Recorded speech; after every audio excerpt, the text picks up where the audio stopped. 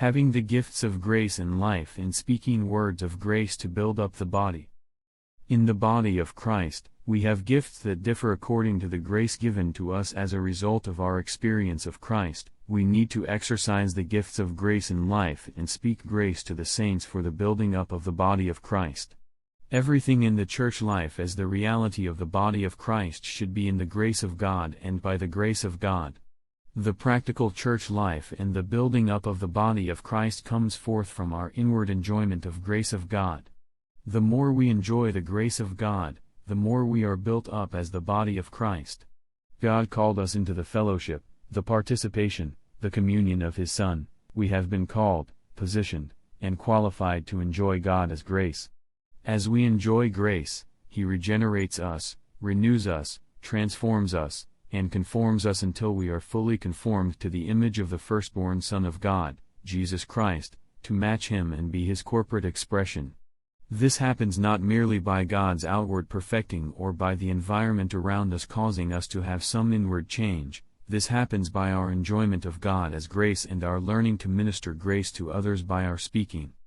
God entered into us at the time of our regeneration as the flowing, circulating divine life. Day by day, He circulates within us as the dispensing triune God to impart all the elements of His being into us.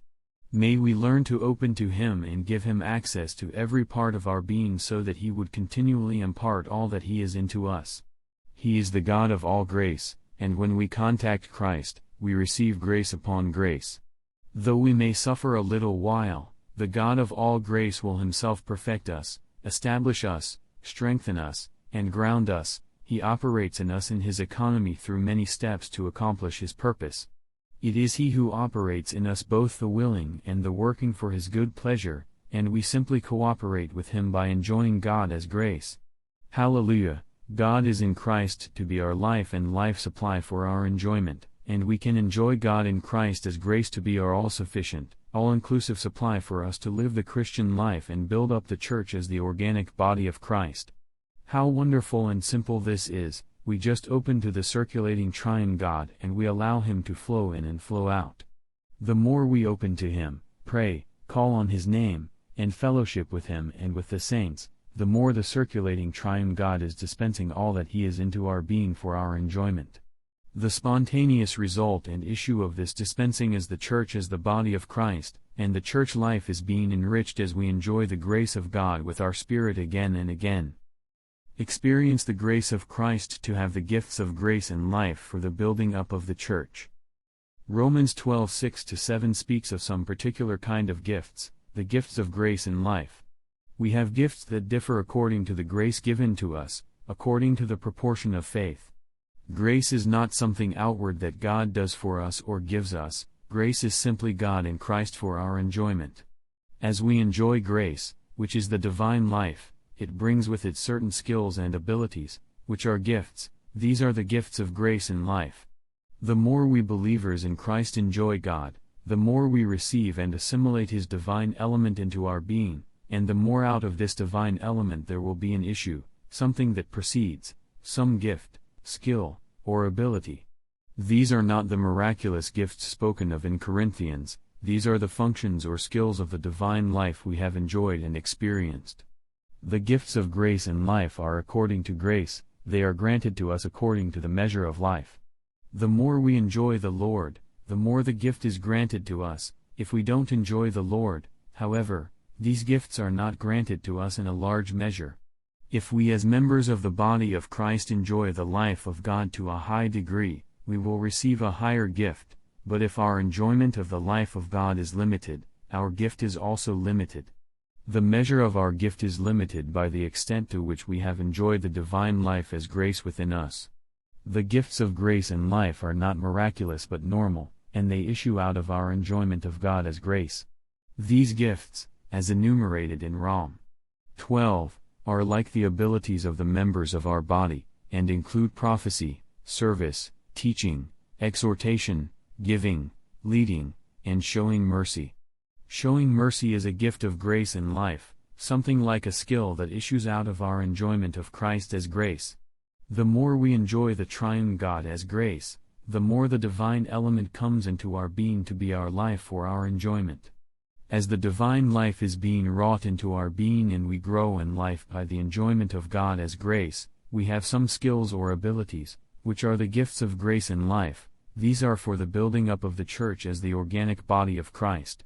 For the practice of the body life, we need the gifts of grace and life. We shouldn't neglect these gifts and focus on the miraculous gifts. The miraculous gifts tend to divide, but the gifts of grace and life build up.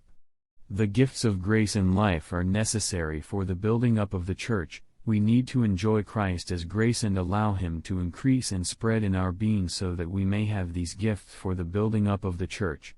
The book of Romans focuses not on building up a particular believer but on the building up of the body of Christ. For the building up of the body, what we need is not the miraculous gifts but the gifts of grace and life issuing out of our enjoyment of God as grace.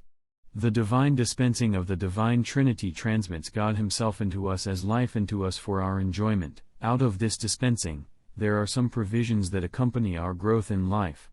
The growth in the divine life spontaneously issues in abilities and functions in life, which are the gifts produced by the grace of God enabling us to accomplish certain things. The provision in life causes the growth in life, and the skills and abilities in life accomplish such growth in life. The more we grow in life, the greater will be our abilities and functions. Ephesians 4:7 says that grace is given to us according to the gift, and Romans 12:6 says that the gifts issue out of the grace. The illustration of the members of our body can be used to explain this. The members are produced and their functions are developed as we grow in life. For example, a little finger has a little function in measure, so he needs a smaller supply in life.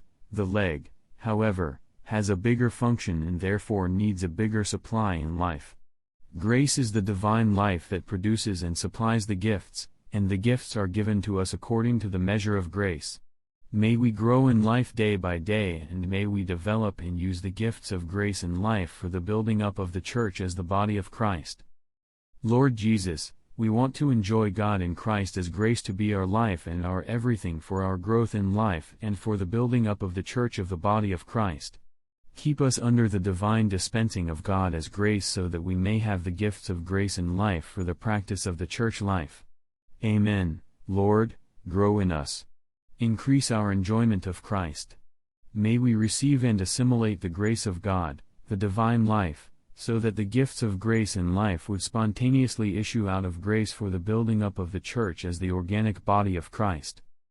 Not speaking any corrupt word but speaking words of grace for building up. In the church as the body of Christ, we should not let any corrupt word proceed out of our mouth. Rather, we should speak only that which is good for building up, according to the need, that it may give grace to those who hear. Ephesians 4:29. The Greek word for corrupt signifies something that is noxious, something that is offensive and worthless. In the church life as the reality of the body of Christ, we need to be careful what we speak. We should not speak things that tear down or that are noxious or offensive but things for building up. The church and every member of the church need the proper building up. We all need to exercise especially in the matter of our speaking so that we may give grace to those who hear. Our conversation with others shouldn't corrupt others but build them up. Our speaking can tear down, corrupt, and impart death, but it can also minister grace to the saints for the building up of the church. May the words out of our mouth give grace to those who hear. May we enjoy God as grace to the extent that we are filled with grace and we minister grace to those whom we speak to. To minister grace doesn't necessarily mean that we tell others what God did for us, what He did in our environment to save us, or what He gave us. Grace is God in Christ to be our enjoyment and supply. We need to speak to others something concerning Christ as our enjoyment and life. May our word always build up and never tear down. May our word minister grace to those who hear and not corrupt others. One of the main ways we build up the church as the body of Christ is through our speaking. The more we enjoy God as grace, the more we exercise the gifts of grace in life, and we minister grace to others through our speaking. Our words should not corrupt or impart death. Our words should communicate God in Christ as enjoyment, imparting Christ to others as their life and life supply. Grace is connected to our speaking, On one hand, we need to enjoy Christ as grace, and on the other hand, we need to exercise to minister grace to others through our speaking. Perhaps we had grace in the big things, but we may neglect grace in the small things. Grace is all the more necessary in the details of our daily living. One of the seemingly smallest things is our speaking, but even in this, we need grace. If we have grace in our speaking, if we minister grace to others by our words, we will have grace in all the other aspects. We receive the Spirit by the hearing of the faith, by the speaking of the Lord through someone. We need to speak faith and infuse faith into others so that they also may receive grace and enjoy grace. May we pay attention to our speaking and minister grace to others by our words. How can others believe and be infused with faith if no one speaks and proclaims the faith? May we speak faith and infuse faith into others so that they can enter into and remain in the process of God's salvation. May we earnestly desire to prophesy because prophesying builds up the church. May we speak forth God and minister Christ to others. Even in our normal conversations with the saints, may we learn to minister grace to them by our words, not speaking any corrupt words but giving grace to them for the building up of the body. Lord Jesus, may no corrupt word proceed out of our mouth but only that which is good for building up. Amen. Lord, save us from speaking words that tear down, corrupt, and damage others. May we speak what is good for building up, according to the need, that it may give grace to those who hear. We want to enjoy you as grace and be filled with grace so that we may minister grace through our words. Amen. Lord, may the words we speak give grace to those who hear. May our speaking and conversation with the saints communicate God and Christ as enjoyment, imparting Christ to others as their life supply.